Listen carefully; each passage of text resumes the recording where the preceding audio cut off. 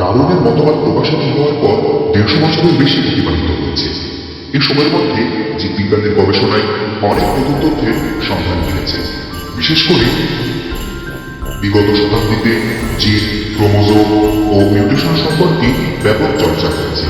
এই ধারাবাহিকতায় প্রাথমিক পর্যায়ে অগাস্ট ওয়াইজম্যান ও তার অনুগামীরা ডারউইনের মতবাদের দুর্বল দিকগুলো চিহ্নিত করে নতুন জ্ঞানের আলোকে সবল করে তোলেন। ওয়াইজম্যান ও তার অনুগামীদের মাধ্যমে ডারউইনের প্রাকৃতিক নির্বাচনবাদের নবমূল্যায়নকেই নব্য ডারউইনবাদ বলা হয়। ওয়াইজম্যানের গবেষণা থেকেই প্রমাণিত হয় যে জীবদেহে পরিবেশ থেকে উদ্ভূত বাহ্যজ্ঞ ভাব বংশানুসৃত হয় না।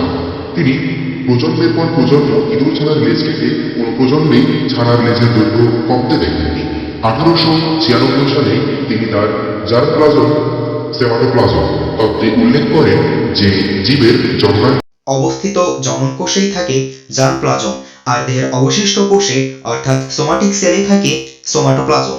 পরিবেশের প্রভাবে সোমাটোপ্লাজমে পরিবর্তন ঘটলেও জার্মপ্লাজমে কোনো পরিবর্তন নাও ঘটতে পারে, তাই কেবল সোমাটোপ্লাজমে সংঘটিত পরিবর্তন বংশগতি লাভে সমর্থ হয় না।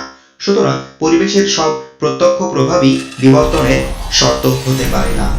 নব্য ডারউইনবাদীর মধ্যে ওয়াইজম্যান ছাড়া Huxley, Spencer, Jordan, Gray, Hegel এর নাম উল্লেখযোগ্য।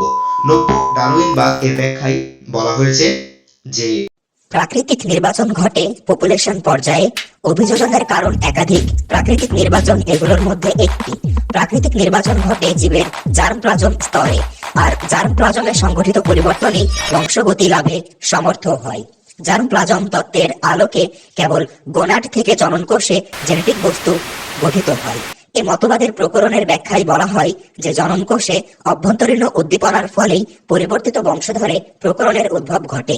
এর ফলে নতুন প্রজাতি সৃষ্টি হয়।